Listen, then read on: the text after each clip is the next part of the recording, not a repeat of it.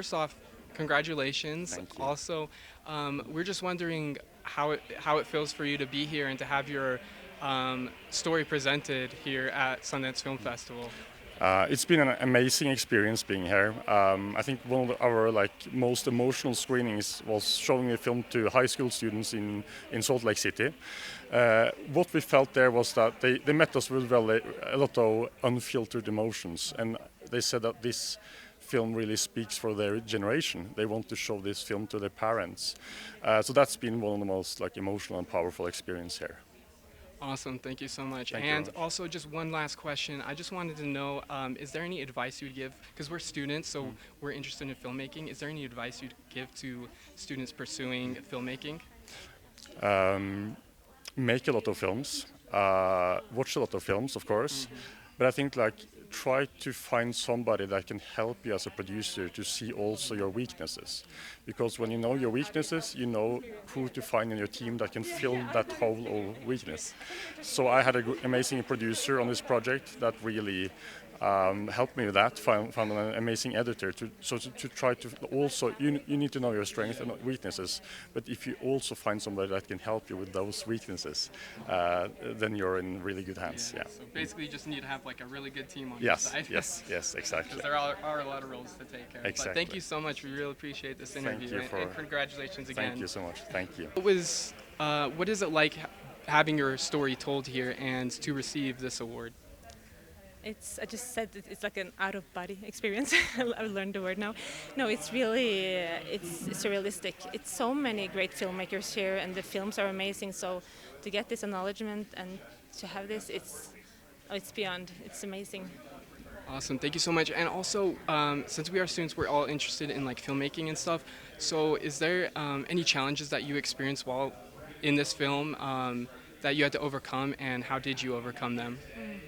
It's a family in a really difficult time in their life, so you need to be really respectful about them, and always be present with who you work with, and always respect your cast. They're the most important people in your film, or in people involved with your film. But I also think you always need to think about the push and pull. You need to be bold. You need to ask the difficult question. You need to try to get into film places where it's difficult. And sometimes you need to convince the family when they regret being in a film project that this will come out to be something good. So I think you just need to work hard. Yeah. That's great advice, honestly. Well, thank you so much. We appreciate it, and congratulations again. Thank you so much. What does it mean to you to have your film recognized in such a way? It means the world. I mean, ultimately for us, if there was any prize we were going to win, the audience award, this is a film that we knew was kind of going to live and die on where the audience is connected with it. And it's a film that I think rewards collective viewing. Yeah. Do you know what I mean? It's a party film. We want people to go and see it in the cinema and be up out their seats and jumping around. And so, yeah, we're so delighted that audience have connected with it in that way. Awesome. And we're students, so we're really curious about the process of filmmaking. Yeah. So what were some of the biggest challenges or hurdles you had to overcome, and how did you? Well, look, the biggest challenge always is how do you get to make that first feature, right? It is. It's tough, and you can, you go out and make a few shorts, but that step up is a tough one. And I think that, I've had a few films I've tried to get away, and they haven't happened, and that's always tough. Right, but I also think that the advice that I would give to anyone is you just got to keep going, right? Because it's a marathon, not a sprint, and you will get there eventually if you just do not give up, right? And that idea that it's going to be so good that the fact that you're a first-time filmmaker they can't overlook will come if you're always looking for it. And for me, I found that idea that it was kind of like, you have to make this. I know you'd rather Steven Spielberg was the guy who'd found it, but he didn't. I did, right? And it's my film. And you have to find that idea that forces you into the picture. And when you do, don't get your hands off it. That's some great advice. And last question, how are you going to celebrate winning this award? I'm going to get very drunk. Is it time we can drink? What's the time now? It's 5 o'clock somewhere, right? It's 11 o'clock. Well, the bars are open. There you go, 11 o'clock. So that's my plan, yeah. What does it mean to you guys to have your story recognized in such a way? Because I know you mentioned that there's not a lot of stories like this in India. So what does it mean to have your story told? I just feel like it's about palette. I feel like I'm very confident of how the film will be received in India, because a good film is a good film.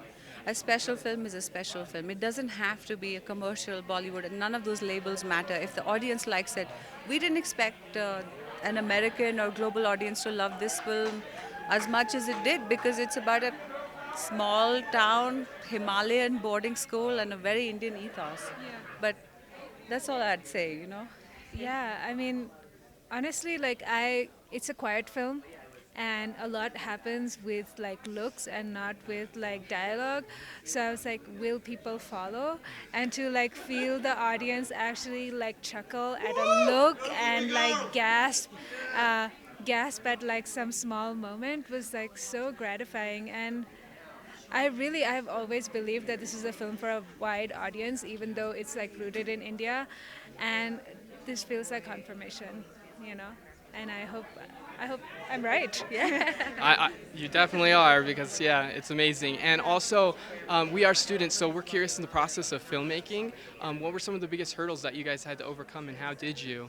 I would say casting. You know, when you're casting young actors, people who don't necessarily have credit, so you're doing a wide open search across colleges, and it's like you believe that these actors are out there, but are you going to find them on your production timeline? You know. So, what is it about an actor that you look for, or? Oh, I look for an aliveness. So there are many actors who do script analysis, scene analysis, and they get all the beats. But I feel like they don't feel like alive in the moment. And I look for that. I look for something unexpected, because when, as humans, like if you're sad, you don't often. Like, you may smile when you're sad. You may cry when you're happy, like right now. Like the way you respond to things is really unexpected. And I look for that quality. Okay. Yeah. So, what were some of the biggest challenges or hurdles that you had to overcome, and how did you overcome them? I think just trusting your gut. You know, I think so much of this movie, especially when you're a first-time filmmaker, you know, a lot of people want to try and give you advice, and it's all coming from a good place. But sometimes that advice doesn't quite align with the movie you want to make, and so I think you have to remember your own North Star and the movie that you want to make, and really kind of trust that place in your heart, and know that even if it's, you know, a decision that is more off the beaten path, if it feels right to you, you have to follow that. And having a team around you that supports that and understands why you're making the decisions you want to make, you know, making sure that you're aligned on the vision. And I think I feel so honestly spoiled to have had that team, you know, like I said earlier, the fact that we got to make the movie we wanted to make, and I'm a first-time filmmaker, it's not always the case. So, yeah. So, how did you find your team? What was it that drew you to them? I mean, it was really organic. The first person who really came onto the team as like an official member of the team was Carlos Lopez Estrada, my producer. I had worked with him on his second movie as a director called Summertime, and that was the start of a very beautiful friendship, collaboration, and you know, we've done a couple things since then, and then a couple years after Summertime, I was working on this movie already, and I kind of sent it to him on a whim, and was just like, hey, what do you think of this? As a friend, like, what do you think? Is there a way to get this off the ground? And it was very organic. He came back to me and was like, I don't know how I could be helpful, but I love this. I love you. I want to be helpful. If you would want me to come on board as a producer, I think I want to help you do this. And that was kind of how our team was assembled. It was rarely us convincing people to join our team. It was, you know, people finding us and being like, I think I can be helpful if you want us to join. And so our team grew very organically. Okay, that's awesome. Yeah. Thank you so much. What were some like the biggest challenges, hurdles you guys had to overcome in this process, and how did you?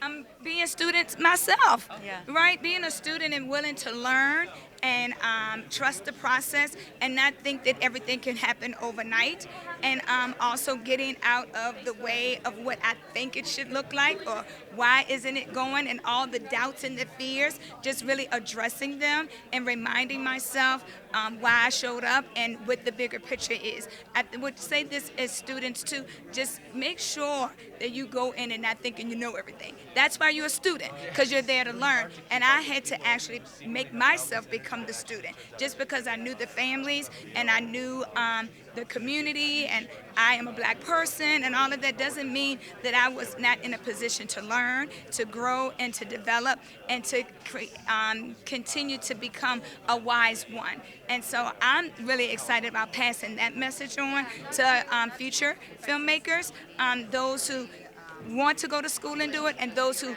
are thinking about it, and those who say, I think I have a story to tell. Can I tell it through film, even though I didn't go to school for filmmaking?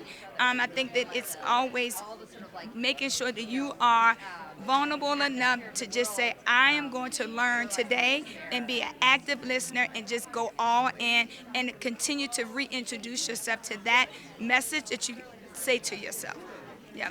That's some great advice. Is there anything that you wanted to add as well? Yeah, for sure. I mean, before this film, I had mostly done like music videos and short form stuff and like narrative stuff. So for me, it was a huge learning lesson in like how can I shift in being a documentary filmmaker, and that was so different. And even at the film almost shows a trajectory of like learning that and becoming more wise and comfortable with letting go. The beginning, we were a little bit more planned out. We didn't know the family, so it was like, oh, like let's come over when you're having dinner, or let's do that, or the dance. I feel really proud of us that we convinced everyone to shoot on film because it really humanized that moment.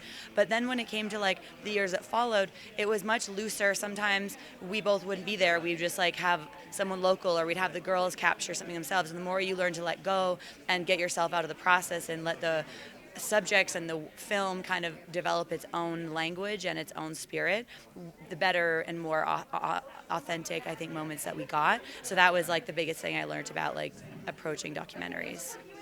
So what was like some of the hardest challenges or hurdles that you guys had to overcome, and how did you?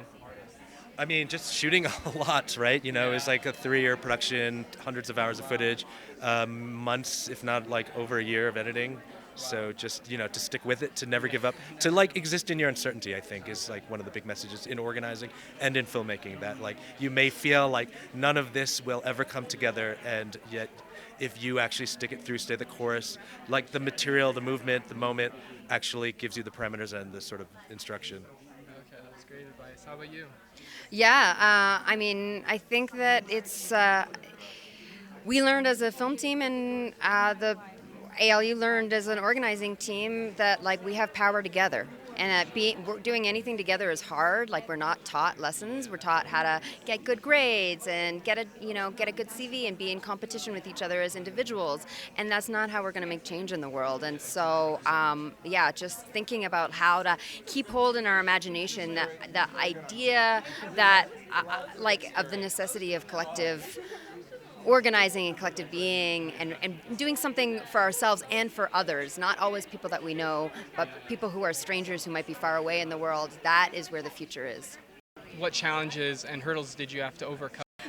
At first, we thought the language barrier would be a challenge, but Katarina was able to translate our words, and we worked for 2 years, despite being thousands of miles apart, despite speaking a different language, and our friends being in a war zone. We connected through visual arts. We realized we were fluent in the same language of paintings, photographs, and drawings, and that stories can transcend distance. They can transcend everything and bring people together so that we can help shine a light on what's happening in Ukraine. That's amazing. І треба розуміти, що як я, так і наш оператор Андрій були новичками у відеозйомці. Ми мали чималенький досвід у статичній фотографії, але ніколи досі не знімали відео. Але завдяки Брендану ми так добре відчували, що робити з технікою. І завдяки всьому навколо ми так добре розуміли, що саме ми маємо донести, що нам було дуже приємно. Насправді нам було дуже приємно працювати. That's amazing. Thank you so much, and congratulations again. Thank you so much. So what challenges or hurdles did you guys have to overcome in this process, and how did you? Well, we shot over 150 days for this film, so we were really living the story. We were living on the reservation in the community, and to do that, you just have to be 100% present. You have to hustle hard, and you have to be willing to be there for every moment. And it was exceptionally difficult to have to let go of some of those storylines, some of those amazing scenes, those beautiful scenes. I think what we want people to take away is that, in one way, that this is a very painful and horrific moment for this community, but it's also a community filled with beauty and connection and family, and one worthy of epic storytelling. And this is just one of those stories. I think that my background is in writing, so it's a very solitary craft, but getting the opportunity to learn from and to work with Em and our incredible team, our director of photography, Christopher Lamarca, our producer, Kellen Quinn, our editors, Nathan Punwar and Maya Hawk, our composer, Malio Bomswin. It was really an incredible family and team that we built around this, and once we figured out how all of those incredible individual filmmakers could build something collective that was greater than each of ourselves could be, it was truly special, and I am just so grateful for that opportunity to learn from all of them. The different processes you have to go through acting and writing, and how that influences your writing coming from an acting background. That's such an astute question. Thank you for asking me that. Basically, I don't really write characters that I wouldn't want to play, so when I'm thinking of writing smaller parts, I guess I don't really think of them as stuff that doesn't have a little something to them. That probably comes from my background as an actor, having played small parts and feeling frustrated that the only point of my role is to deliver an envelope, and it's thankless. And so I hate that stuff so much. You feel depressed on set. You feel so stupid. And so I think just naturally when I'm writing something, I try to give each character a little something. I don't know if it has any effect on the movie, maybe, but mostly I just feel like, people who are working on it as actors don't feel like they're messengers. What challenges or hurdles did you have to overcome, and how did you in the process of making your film? I think the biggest challenge is always financing and figuring out who your financing partners are, and getting a good team. One of the things I learned is having producers that really believe in your vision is very important, because if they're not aligned, they're not going to let you do what you need to do. And you want to find collaborators you really trust. Your DP, your production designer, whoever's doing your costumes, even your props. They're people that really have to understand your vision for the film, so you could all work together to make it. Yeah. Awesome. Thank you so much. That's some great advice, and we really appreciate it.